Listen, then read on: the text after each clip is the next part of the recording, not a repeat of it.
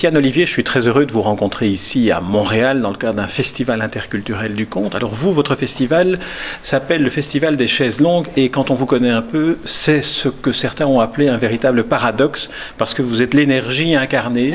Alors, est-ce qu'il faut être énergique pour pouvoir continuer à travailler dans le conte? Oui, il faut être très très énergique et il faut renverser les montagnes parce qu'elles sont de plus en plus hautes, elles sont de plus en plus difficiles à gravir et il faut y aller avec l'énergie, la passion et ne surtout pas s'arrêter. Quelles sont les raisons de cette difficulté à travailler dans le conte, d'après vous? Actuellement, c'est surtout la baisse des subventions, des budgets, donc on rame. Et bon, on travaille aussi à l'élargissement des publics, et là, c'est pas simple non plus. Est-ce qu'on ne peut pas penser, de manière un peu iconoclaste, que le conte n'a plus sa place dans un monde où tout est accessible par l'Internet? Difficile de dire ça quand même, pourquoi on serait là?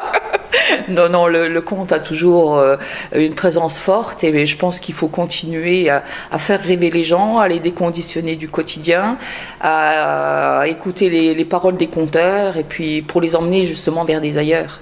Alors racontez-nous un peu où se trouve votre festival des chaises longues et pourquoi vous avez choisi de l'appeler ainsi. Alors il se trouve à Mont-Saint-Martin, donc à la frontière belge, en Lorraine. On est à une demi-heure du Luxembourg, on est à 300 mètres nous, de la frontière belge. Et donc Mont-Saint-Martin, c'est un point un peu fort dans le bassin de Longwy, avec une population difficile. Et donc ce festival-là, c'est ancré maintenant. Le maire Serge de Carly vraiment nous soutient, veut que le festival reste là. Et les chaises longues, c'était pour vraiment, toujours le même esprit, déconditionner les gens de leur quotidien. Ils s'installent dans la chaise longue et là, le temps s'arrête, quoi. Ils se laissent bercer par les paroles et ça, c'est fabuleux. La région de Longwy est une région que l'on connaît aussi parce qu'elle a dû subir une reconversion industrielle radicale. Est-ce que le fait de se trouver dans ce type de région-là donne un poids particulier à l'organisation de soirées ou de festivals de contes? Ah, je pense, oui, parce que bon, on est une zone sinistrée finalement, et je vois que le conte est en train d'année en année, on attire de plus en plus de spectateurs, et je pense que c'est nécessaire, beaucoup plus que par exemple qu'au Luxembourg où on a un autre festival, et là les Luxembourgeois ont une telle offre culturelle, et c'est intense, que pour les amener au Festival de conte, c'est très très dur, quoi. Voilà.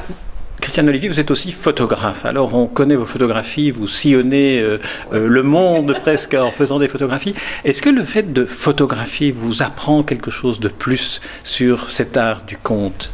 Ah ben oui, parce que la photographie, pour moi, c'est une rencontre. S'il n'y a pas de rencontre, il n'y a pas photo. Donc là, j'ai entamé un projet qui s'appellera Haut les mains les conteurs. Et c'est vrai que je capte, dès que je photographie les conteurs, les expressions des mains. Et on se rend compte que par les mains, il se passe énormément de choses.